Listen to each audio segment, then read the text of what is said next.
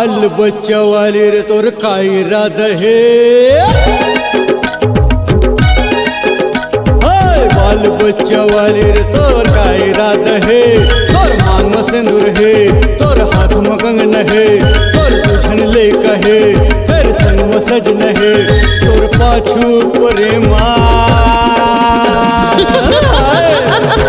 मोर का फायदा है रे, मोर का फायदा है, का मार खान है रे, का जेल जान है। सुना तो सुना तो नहीं सुना तो जी मोर आने कहना है, जी मोर आने कहना है। सुना तो जी मोर आने कहना है, जी मोर आने कहना है। मोर मांग में सिंदूर है, मोर हाथ में कंगन है, मोर तुझन लइका है, मोर संग में सजन है, एकर पापा ड्यूटी जाही ता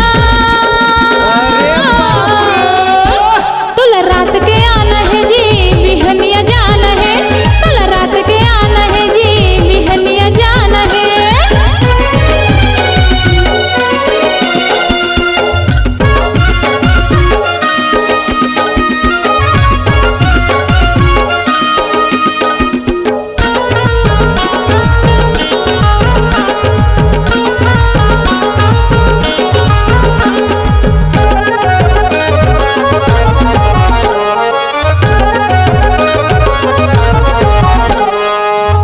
बिना मोर अब नहीं वो गुजारा, कैसे के आओ रानी मैं हतोर पारा। पुरजा नगर के तय सोन परियस, दिखे मलोभ लागे से उड़न परियस।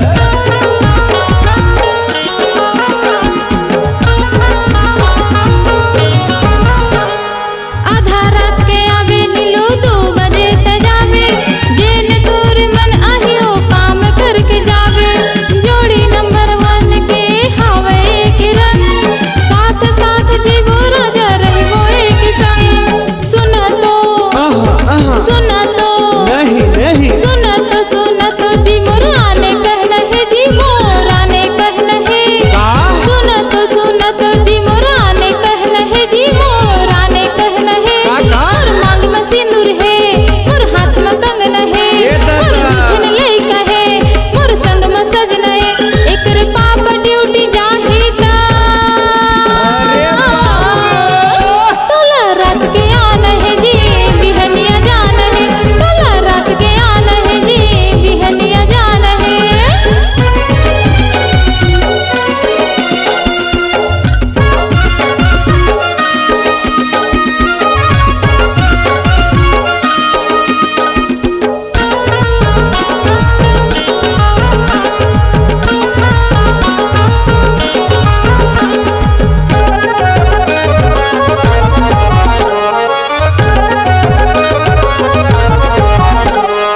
आयला मैं आ जाऊं डर लागत है मोला, मैं मोहा के रूप में तोर तर साथे चोला।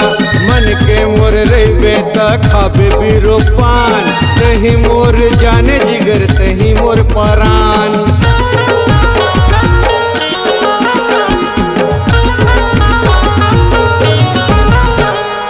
आधा रात के आबे राजा देखत रहूं मैं, तोर बिना मैं कहाँ जाऊं भटक जाऊं मैं।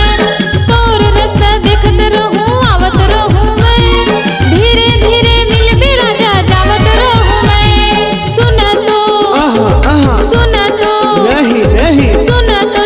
तो जी मोर आने कहना है, जी मोर आने कहना है।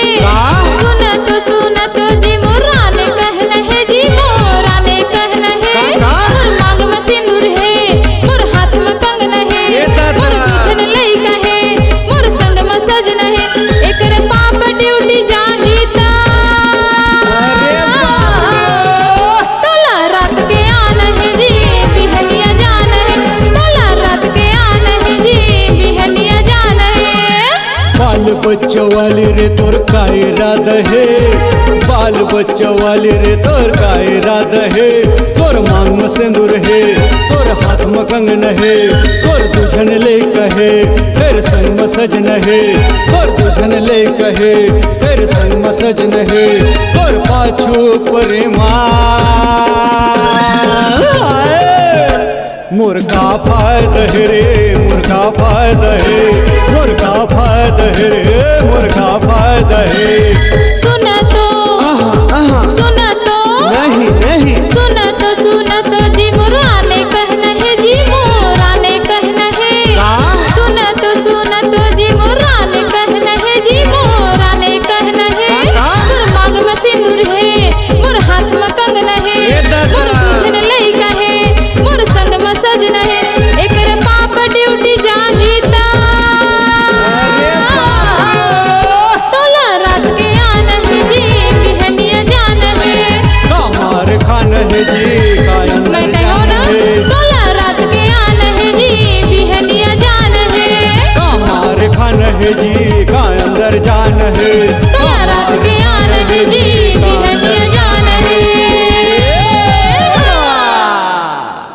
अगर आप अपनी आवाज को एक नया आयाम देना चाहते हैं तो चले आइए मल्टी ट्रैक डिजिटल रिकॉर्डिंग के लिए संपर्क करें HK म्यूजिक कंपनी कोटा डबरी चांपा छत्तीसगढ़। मोबाइल नंबर है 9329238487 और 8085380339।